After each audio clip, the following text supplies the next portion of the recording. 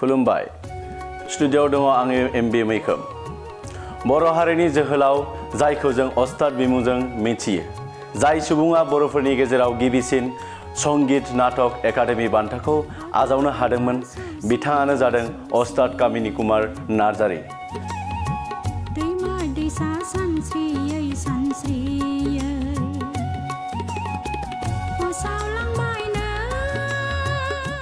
अस्ताद कामिनी कुमार नार्जारीया 1926 इं मायथाइयाव क'क्राझार जिल्लानि गसाइगाव भिन्याकाटा बामुनखुरा गामियाव जोनोम लादोंमोन।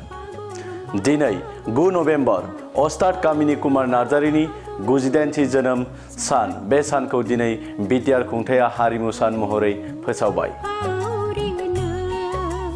गावनि जिउनि बेसेन गोसा समखौ बर' हारिमुआव खामानि मावना बावसोमनानै बर' हारिखौ मुलुग दरबाराव सिनायथि होनाय आरो गायसननायनि गेजेरजों 1982 इं मायथाइयाव बर'फोरनि गेजेराव गिबिसिन संगीत नाटक एकाडेमि बान्थाखौ मोननो हादोंमोन अस्ताद कामिनी कुमार नार्जारीया। अस्ताद कामिनी कुमार नार्जारीनि दैदेननायाव 1957 इं मायथाइनि 22 जानुवारियाव दिल्लीयाव खुंजानाय हादरनि सुबुंखान्थि सानाव गिबिसिनै बागुरुम्बा मोसानायखौ दिन्थिफुंनो हादोंमोन। दिनै अस्ताद कामिनी कुमार नार्जारीनि 98थि जोनोम सान बे सानजों दुलाराय बर' हारिमु आफादा दिनै क'क्राझार जिल्ला दुलाराय बर' हारिमु आफादनि हेफाजाबजों क'क्राझारनि बागानसालियाव थानाय दुलाराय हारिमु आफादनि मावख'आव गाजा गोमजायै फालिदों। हाबाफारि बायदियै फुंबिलियाव आफादनि फिरफिलाखौ बिरहोजेनो आफादनि आफादगिरि भिजुएल नेलसन दैमारिया।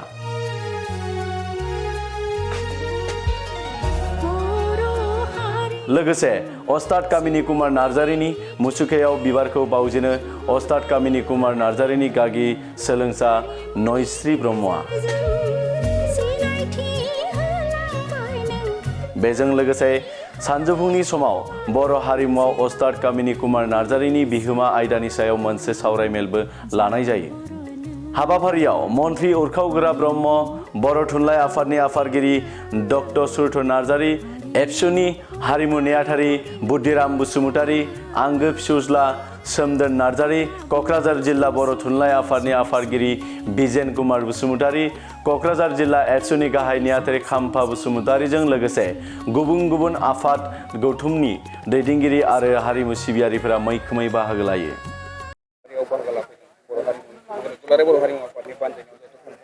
दुलाराय बर' हारिमु आफादनि बानजायनायाव दिनै अस्ताद कामिनी कुमार नार्जारीनि जोनोम सान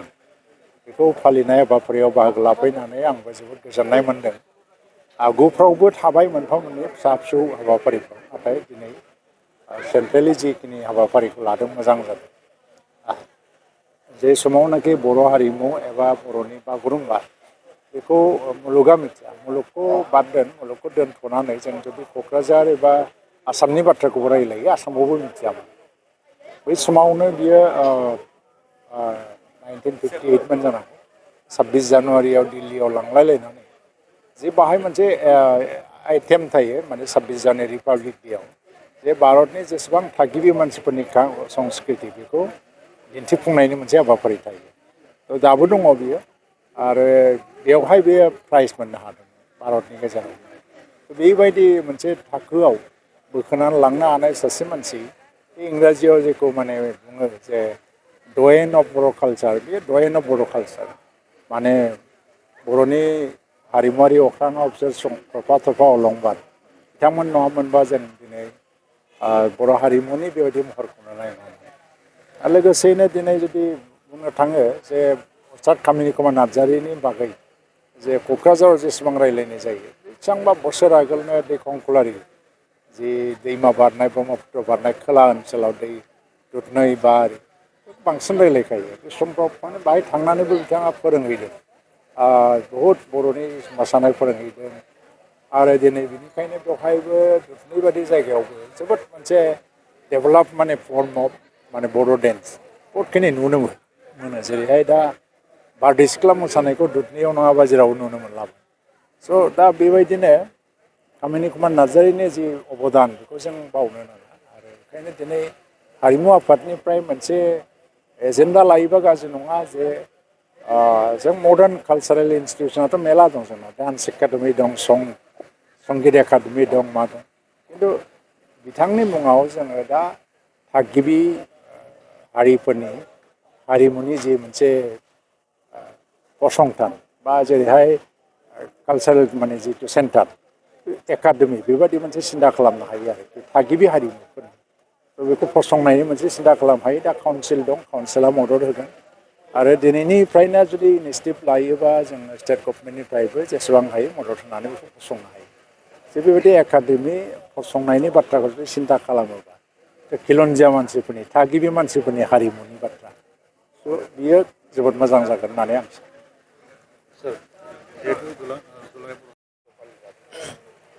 खुलुमबाय उस्ताद कामिनी कुमार नार्जारीनि 98थि बोसोरसालिया जा जोनोम सान बेखौ जोङो बोसोरफ्रोमबो फालिबोदों थांनाय बोसोराव जोङो कालचारेल कमप्लेक्सआव जोङो फालिदोंमोन आरो बे समाव जोङो सरकारनिसिम खावलायदोंमोन जे बे 9 नभेम्बरखौ उस्ताद कामिनी कुमार नार्जारीनि जा जोनोम सान बेखौ बर' हारिमु सान हिसाबै डिक्लार होनांगौ बे खालि जाहाथे दुलाराय बर' हारिया बे उस्ताद कामिनी कुमार नार्जारीनि जोनोम सानजों लोगोसे बर' हारिमु सान फालिनो हायो बेखौ जोङो खावलायदोंमोन आरो बे लेखायैनो थांनाय हराव बिटिआर सरकारा बेखौ बर' हारिमु सान हिसाबै डिक्लार होबाय आङो साबायखर बावदों प्रमद बर' बिथांखौ बे जोबोद गोजोनथाव बाथ्रा आरो बिथाङा उस्ताद कामिनी कुमार नार्जारीया सेंग्रा समनिफ्रायनो बर' हारिमुनि थाखाय मावबोबाय थादों बेखौ जों जारिमिनाव मोननो हादों आरो बिनि थाखाय जोबोद गोजोनथावना जे जों बर' हारिनि थाखाय उस्ताद कामिनी कुमार नार्जारीनि जा जोनोम बियो बर' हारिनि हारिमुनि थाखाय आशीर्बाद बोर गोनां आरो जानो हागौ बिथाङा जोनोम मोनामोनब्ला बर' हारिनि जा हारिमु बियो जोबोद गोग्लैना थागौमोन बेनिखायनो दिनै जोङो गोसो गोथारै बिथांखौ सुंग्रिदों गोसोखांदों खुलुमदों मान बावदों आरो बे हाबाफारिजोंनो जोङो दिनै मोनसे सावरायमेलबो लादों जे उस्ताद कामिनी कुमार नार्जारीनि जा बिहोमा बर' हारिमुनि सायाव बेखौ जोङो सावरायगोन जोङो गोबां गेदेमाफोरखौ लिंनाय जादों स्कलारफोरखौ लिंनाय जादों जोंनि एमपि सानैखौ जोङो लिंदों रायजो सभानि आरो लकसभानि लोगोसे मन्त्रि उरखावग्रा ब्रह्म बिथांखौबो जोङो लिंदों बिथाङा सफैखाबाय आरो एमएलएफोरखौबो जोङो लिंदों गासै इएमफोरखौ लिंदों जानो हागौ बिथांमोना दानसे उनाव सफैगोन आरो जों बेबायदिनो जोबोद गाजा गोमजायै थांनाय बोसोरनिफ्रायनो फालिदों आरो बे एखे हाबाफारिजों जों देग्लायबो जोंनि दुलाराय बर' हारिमु आफादनि जा मावख' जोङो बेयाव फालिदों मदद होफैनाय আজি उस्ताद कामिनी कुमार नार्जारीर 98তম জন্ম দিব আৰু ইয়াৰ লগত সংগতি ৰাখি আমি আজি এটা প্ৰগ্ৰাম ৰাখিছোঁ যে তেওঁৰ যি জন্ম বাৰ্ষিকী এইটো উদযাপন কৰিবলৈ আৰু আমি বিটিআৰ চৰকাৰক অনুৰোধ কৰিছিলোঁ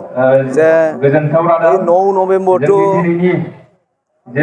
बर' हारिमु सान हिसाबै डिक्लार दिबोलै आरो এইখিনি কাম যোৱাকালি সন্ধিয়া আমাৰ বিটিআৰ চৰকাৰে ডিক্লাৰ দিলে ইয়াৰ বাবে মই আমাৰ বিটিআৰ চৰকাৰৰ মাননীয় মুখ্য কাৰ্যবাহী সদস্য প্ৰমোদ বড়োক ধন্যবাদ জনাইছোঁ আমি উস্তাদ কামিনী কুমাৰ নাৰ্জাৰীক ইয়াৰ আগতে আমি তেওঁৰ জন্মদিন পালন কৰি আহিছিলোঁ কিন্তু যোৱা বছৰৰ পৰা আমি কিছু ধুমধামেৰে জাকজমকতাৰে আমি উদযাপন কৰি আহিছোঁ আৰু এই বছৰো তেনেকৈ আমি ব্যৱস্থা কৰিছোঁ যে উস্তাদ কামিনী কুমাৰ নাৰ্জাৰী আমাৰ যি বড়ো সংস্কৃতি ইয়াৰ মুখ্য জন্মদাতা বুলি ক'লেও ভুল নহ'ব কিয়নো তেখেতে প্ৰায় 1956 চনৰ পৰাই নতুন দিল্লীত ৰিপাব্লিক ডেত আমাৰ যি বড়ো সংস্কৃতি ইয়াক প্ৰতিনিধিত্ব কৰি আছে আৰু তেওঁ প্ৰথমে নতুন দিল্লীত ৰিপাব্লিক ডেত বাগৰুম্বা নৃত্য প্ৰদৰ্শন কৰিছিলে ইয়াৰ পিছত বাৰ্ডি চিখলা নিছে 1957 চন 26 জানুৱাৰীত তেখেতে যি দল নিছিলে বাৰ্ডি চিখলা এই দলে গোটেই ভাৰতৰ ভিতৰত প্ৰথম স্থান অধিকাৰ কৰিবলৈ সক্ষম হৈছিল আৰু সেই পৰ্বতে 26 জানুৱাৰীত ৰাছিয়াৰ পৰা যিবিলাক প্ৰতিনিধি আহিছিলে তেওঁলোকে সিলেকশ্যন কৰি গৈছিল যে এইটো নৃত্য বাৰ্ডি চিকলা ৰাছিয়াতো নিয়া হওক আৰু এইখিনি কথা চৰকাৰক জনাইছিল কিন্তু দুৰ্ভাগ্যবশতঃ আমাৰ বড়ো দলে এই বাৰ্ডি চিকলা দলে ৰাছিয়াত যাবলৈ সক্ষম নহ'ল ইয়াৰ পৰিৱৰ্তে অসম চৰকাৰে সেই সময়ৰ এই মাননীয় মুখ্যমন্ত্ৰী প্ৰফুল্ল কুমাৰ মহন্তদেৱে বিহু দল পঠাইছিলে ইয়াৰ পিছত পৰ্যায়ত কিন্তু আমি নতুন দিল্লীতো তেনেকৈ প্ৰগ্ৰাম কৰিবলৈ সুবিধা পোৱা নাই আৰু আমি ইয়াৰ যোগেদি আজি অনুৰোধ কৰিছোঁ যে পৰৱৰ্তী বছৰবোৰত 26 জানুৱাৰীত আমি যাতে বড়ো সাংস্কৃতিক দল লৈ নতুন দিল্লীত আমাৰ নৃত্য প্ৰদৰ্শন কৰিবলৈ আমি যাতে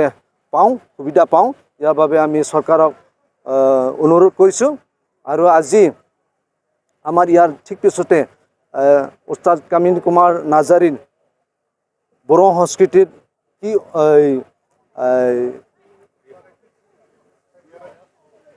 অৰিহণা আছিল এইবিলাক আমি আলোচনা কৰিম আৰু আমি বড়ো সমাজৰ যিমান গণ্যমান্য ব্যক্তি আছে আমি নিমন্ত্ৰণ কৰিছোঁ আমাৰ অসমৰ মন্ত্ৰীসকল আৰু লোকসভাৰ MP ৰাজ্যসভাৰ MP তথা